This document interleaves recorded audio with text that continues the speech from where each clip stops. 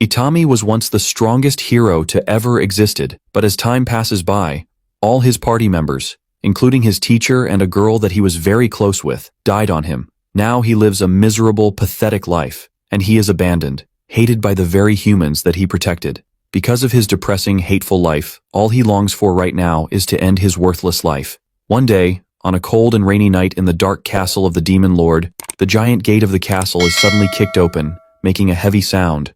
A sinister smile crept up on the Demon Lord's mouth because there is only one person who would have gotten this far into her territory, the legendary hero. That's right, the brave hero has finally made it to his final destination of slaying the Demon Lord. The Demon Lord stood up from her throne, commenting on the hero's courage and bravery to come here seeking to challenge her. But with a smile, she tells him that this is the bravery of a fool because this foolish act will be the end of his life. Hearing this, the hero immediately throws his sword. With a dead face and teary eyes, he stumbles and mumbles upon his own words, begging the Demon Lord to please kill him. The Demon Lord gets really shocked because she was fully prepared to fight with the legendary hero, but now she is just worried seeing his pathetic condition. In the end, instead of fighting, she ends up taking care of the poor hero by allowing him to rest on her lap, stating that bad things and good things can happen in life. He should not throw away his life so quickly just because of a rough moment in his life. As the hero falls asleep in her lap, the evil Demon Lord exclaims that humans can be cruel too, and the current condition of this boy is evidence for that. They forced a handsome 17-year-old boy to fight against a powerful Demon Lord like her, and this poor boy from another world is forced to risk his own life just to protect those stupid kings and his mistreated slaves. And now the poor boy ends up in such a bad condition that he wants to end his own life.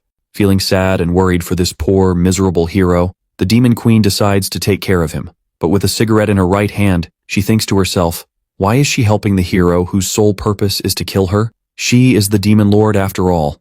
The hero finally wakes up, and with a dead but happy smile, he tells himself that he is finally dead, and now he is probably in paradise. The Demon Queen gets surprised, saying, what the hell is up with that creepy smile of his? Hearing this, the hero gets surprised as well, asking her if she has died as well.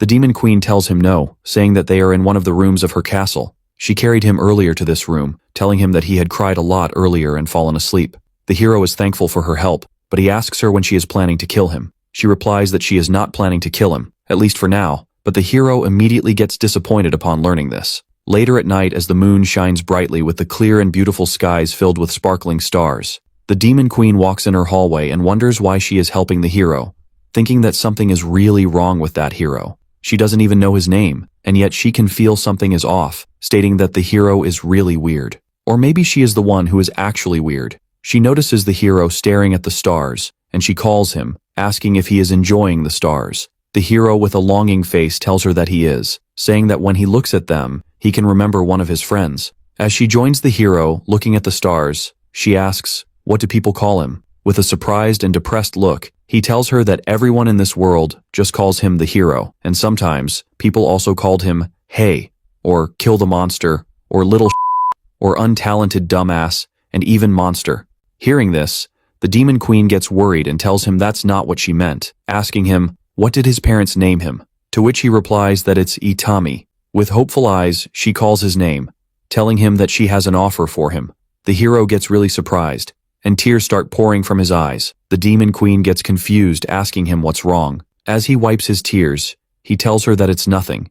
It's just that in this world, he has only been called by his real name twice, and he is really happy. The Demon Queen looks at him with pity in her eyes, but she turns to the side, stumbling upon her words while calling his name, and she flies up in the air, with open arms and a happy smile. She tells him that starting today, he will be living in her castle, and he will become her bodyguard, promising him that from now onwards everyone will call him by his real name. Itami looks at her with hope in his eyes as she tells him that he will be happy here. And Itami thinks to himself that for the second time, his wounded heart began to heal slightly as he hears those beautiful words. Later, as they walk in the hallway, the Demon Queen tells him that it's good that the demons don't know what the hero looks like, and so now he can freely roam this castle as a new human ally. Itami gets confused, asking her if she has human allies. She tells him, yes she does, and beside him right now, she has 3 more humans in her army. Currently, they are in the human kingdom, acting as her spies. With a death stare, she looks at his clothes, asking how many times he has changed his clothes so far. With a confused look, he tells her that he hasn't changed his clothes since arriving in this world. The demon queen gets really shocked, stating that she has heard from the human king that he had arrived in this world 2 years ago. Itami shifts his gaze away from her eyes, correcting that he arrived in this world 2.5 years back, explaining that for the first half year, he was chained to a table, and a creepy guy was conducting painful experiments on him. Then after that, the king took him in, and he gave him so many quests that he had no time to change his clothes. And with dead eyes he tells her that he had no time to even take a bath. As she hears this, tears start building up in her eyes thinking about his past painful situation, telling herself that she should give him new clothes, and she tells him that he needs to take a bath, as she covers her nose, stating that he smells really bad. The demon queen calls for her maid, named Sabet, and she immediately spawns right in front of them. With a cute smile, she asks her if she needs something. The demon queen tells her yes, apologizing for disturbing her, and she introduces her to Itami, stating that Sabet is her personal maid and a friend. Sabet introduces herself to Itami but immediately tries to grab his face, but Itami stops her. She tells him that he has a nice face, but he looks weak, asking him if he is a human. She looks at the demon queen, asking her if she is sure about him because to her, Itami doesn't look like he will last even a minute. The demon queen gets confused, wondering what she is blabbering about. She looks at her signaling with her hands for Pound Town, saying that she should know what a 500-year-old woman like her would need. With a worried expression, she further tells her that now is the perfect time for her to lose her virginity. Otherwise, if she doesn't hurry, she will always stay a virgin. Besides, she really likes our hero, so she should hurry up, or she will steal him away from her. The demon queen pulls Itami to her side, covering his ears with her hand, telling the maid that she is cutting her salary again, and this time it will be minus 1,000 golden coins. The maid panics and immediately tries to take back her words, but it's too late. Later, the maid informs them that about the new clothes. Currently, they don't have any new clothes that will fit him, but they do have the demon queen brother's clothes, and maybe one of them might fit him. Seabit starts thinking about how the hero would look in those clothes, but immediately gets pummeled by the demon queen, demanding her to stop thinking about lewd stuff, while she tries to tell Itami to ignore the maid. At the storage room, the three of them try their best to search for the clothes that would fit our hero. And seeing that there are so many clothes there, Itami asks the queen if all these clothes belong to her brother. She tells him yes, explaining that his brother's f***ing girlfriend likes to dress him up as a doll. That's why they have so many clothes. Itami asks her if it will be okay to take his clothes without his permission. She tells him it's fine because her brother never wears these clothes. He only wears the black coat that she had gifted him. Just then, the maid found some good clothes for Itami, and she tells him to undress so that they could see how well the clothes fit him. Itami is surprised to hear that he needs to undress right there, and the queen gets mad at the maid, but he decides to do it anyways, since it's only the upper part of his body. The two girls get surprised seeing his body filled with scars and stand there silently looking at him. Itami asks them why they are looking at him like that, but the both of them just keep their silence, since for demons it's considered rude to ask about anyone's scars, even though they really want to ask about it. As Itami finishes wearing the clothes, the demon queen tells him that it looks nice. The maid agrees, but tells him that it would be better without any clothes. The demon queen gets mad again, stating that she will be cutting her salary again, which really scares the maid. After some time, as the demon queen is working with her kingdom's paperwork, the maid calls her by her name, which is revealed to be Callie. Cybet asks her, "Where do you think Itami got that many scars on his body?" Callie tells her that it's hard to say where he got some of his scars, but she can easily tell that he has fought against monsters very often. Hearing this, Cybet wonders if he is an adventurer.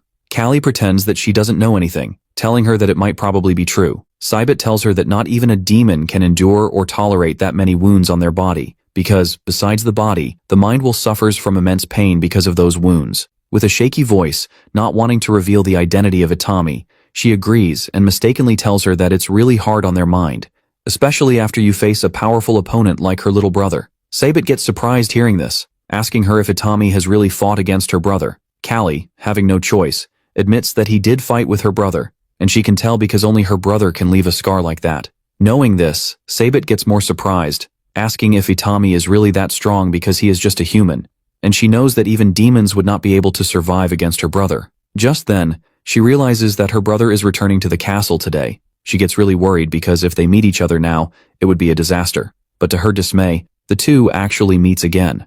Callie's brother gets surprised seeing the hero there, asking him what he is doing there. He gets really mad, ordering Itami to call his sword right now, asking him if he remembers the promise he made with him if he doesn't kill himself.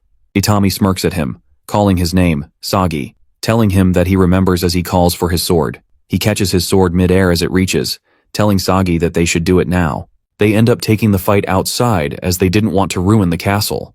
Outside, both of them stares at each other menacingly as Itami raises his hand to call his sword, counting 3, 2, and finally 1. He tells Sagi to jump, and he follows his order immediately, jumping on the sword as he tries to balance himself on top of it. The sword directly heads towards the direction of Itami along with Sagi on top of it. Sagi worriedly tells him to watch out, but realizing that Itami is not even moving an inch, he kicks the sword to the ground, saving his life, and the both of them falls to the ground. As the both of them lie there, Sagi laughs loudly at him, stating that he didn't even try to dodge it. Itami gets confused, wondering why he is laughing. So he pretends that it's funny, trying to laugh like him, awkwardly saying, "Haha, I didn't even try," without even realizing what's going on. Seeing this, Sagi laughs more at his confusion, tapping his shoulder, and with a happy look, he tells him that he is really glad that he is alive. His kind words deeply touch his heart because he has never had this kind of appreciation before, and he starts crying. Sagi laughs at him, saying that he is crying like a little girl. The two girls are spying on them from behind the bushes. Seabed is really surprised that they are behaving like good friends, because 2 months ago, they almost killed each other. Callie remarks that they are boys after all, and it's normal for them. Seabed tells her that boys are weird, and Callie gladly agrees. Later, as Itami rests in his room, he thinks about how both the siblings, Sagi and Callie, were so kind to him, and they accepted him as he is. He touches his sword that was lying on his chest, and tells Sagi as he remembers his words, saying that he doesn't deserve it, but he wants to try to live again and be happy. But he wonders to himself how to achieve that. He sits on his bed and remembers that his mother once told him that a living person is a happy person. He scratches his neck and gets more and more confused, wondering how should he be happy. Just then, with wide eyes, he remembers about a little girl that he met before as a hero. She tells him that happiness comes from giving, not receiving. She tells him to look at her smile, saying how big it is, explaining to him that she is happy because she fed that rabbit beside her. Knowing this, he gets really motivated to find that happiness. As he is lost in his thought,